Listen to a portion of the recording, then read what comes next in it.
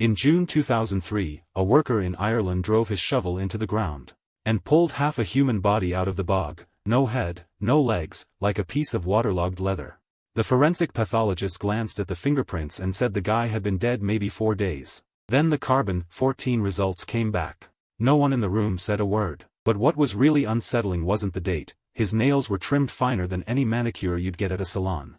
Those hands had never done a day of hard labor. Yet his upper arm had been pierced clean through with a sharpened wooden stake, like nailing a horseshoe, pinning him down. A knife wound to the chest, his head cut off, and his left nipple sliced off cleanly. And it gets grimmer. 40 kilometers away, another bog body, same cause of death, an identical cut on the left nipple. An ancient text records that sucking the king's nipple was the highest gesture of submission. Cutting it off meant stripping a king of his power. They were kings, and the ones who shoved them into the bog were the very people who had once lifted them up on the hilltops. His last meal was grain and yogurt, exactly what a king swore his people would eat. They fed him his own promise, then killed him for failing it. Now, let me break this story down from the beginning. First, who was this body? Archaeologists gave him a name, Clonachavan Man. He was found right under a hill called Clonachavan Hill. 2,400 years ago, that wasn't just any hill. It was a crowning site for an ancient kingdom. Think of it as the ancient Irish version of the Tiananmen Rostrum. Standing on it made you king.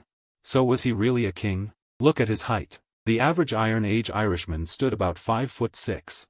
Clonachavan Man was at least 6 feet tall, broad-shouldered, big-boned, with clear muscle definition. Your first thought would be, this is a warrior. But his nails were as refined as if they'd been manicured. Not a single callus on his hands. This man had never done manual labor a day in his life. His muscles weren't built by work, they were cultivated by others. And there's more. He wore an armband on his left arm, braided leather with a copper alloy clasp. In Iron Age Ireland, armbands were status symbols. The copper clasp's design was tied to sun worship. Archaeologists suspected he might have been a druid, an ancient Irish priest. To become a druid, you had to be chosen as a child and disappear for 20 years to learn secret arts. When you returned, your entire tribe treated you as half a god. You were the only one who could speak with heaven and earth, which way the wind blows, when the rain falls. Who lives and who dies, all depended on you. His identity was locked. And then came the part that sends chills down your spine. Forensic pathologist Richard Shepard, with over 2 decades of homicide casework, gave just one conclusion. This wasn't a death from a fight. This was a planned execution. How could he tell? The neck wound was low in front and high in the back, meaning he was forced to kneel, his neck thrust forward, and an axe came from behind. One person held his hands down, another swung the axe. At least 2 people working together, and every step had to be in order. First, bind him. Then stab him. Then cut off his head. Finally, split his body. 4 steps, with a clear division of labor.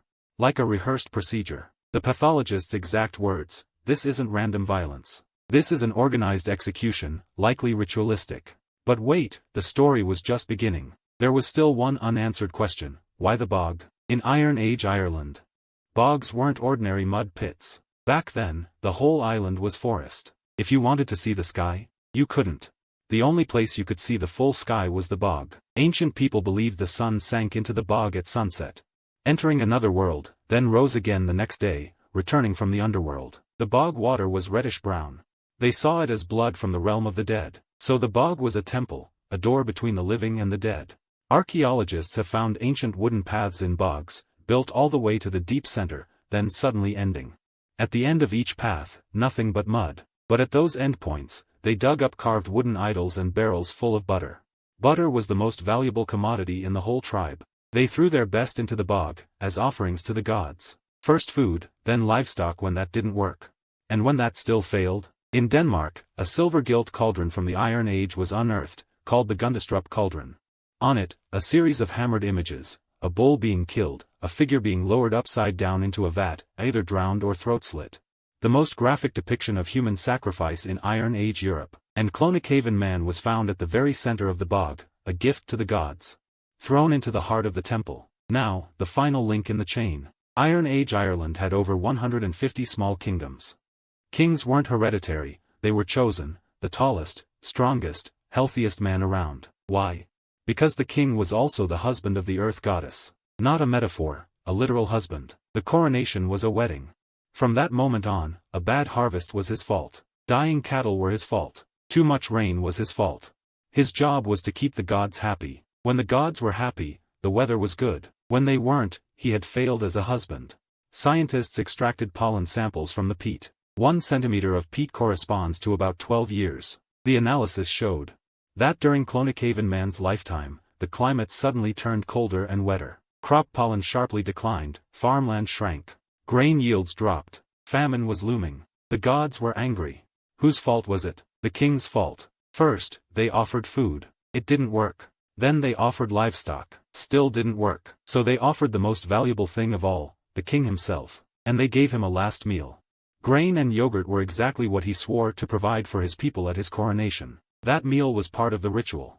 They fed him one last bite of his own duty, then sent him into the bog with that meal still inside him, into the mouth of the gods.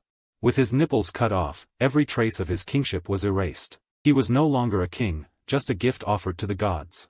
And those druid priests who had once knelt before him now played a different role. At the coronation, they were the ones presiding over the wedding.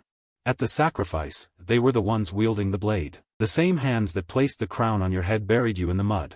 40 kilometers away, the man called Clonakhaven was the same. His hair was shaved into a mohawk, styled with resin imported from southern Europe. 2,400 years ago, what kind of status did you need to afford imported hair gel? At least 3 axe blows to the head. Any one of them would have been fatal. Same era, same crisis, same solution. Crowned on a hilltop, sacrificed in a bog. Raised up, then pressed down. That was the complete life cycle of an Iron Age Irish king. And the bog preserved it all. The acid in the peat acted like a natural tanning agent, turning skin into leather. An ordinary body thrown into water would rot away in months. But thrown into a bog, you could still see fingerprints 2,400 years later. That's why the coroner said he'd been dead 4 days. The bog had frozen time. They meant for these 2 kings to vanish forever into the black mud. No one would remember their names. But the bog remembered. You know what's truly chilling? Not how they died, but what they could see when they were killed. They must have seen that hill, the very hill where everyone had lifted them up above their heads. In their final moments. They saw the most glorious moment of their lives. Then the axe fell. And 2,400 years later. Clonakhaven man lies in a glass case at the National Museum of Ireland in Dublin, his arms still pinned in front of him, his nails carefully trimmed. You can still see it clearly through the glass. We always think of ancient people as barbaric, but think about it, when a nation faced a crisis. The man at the top had to answer with his life. Not a resignation, not an apology, death. And before he died, he had to finish that meal representing his duty.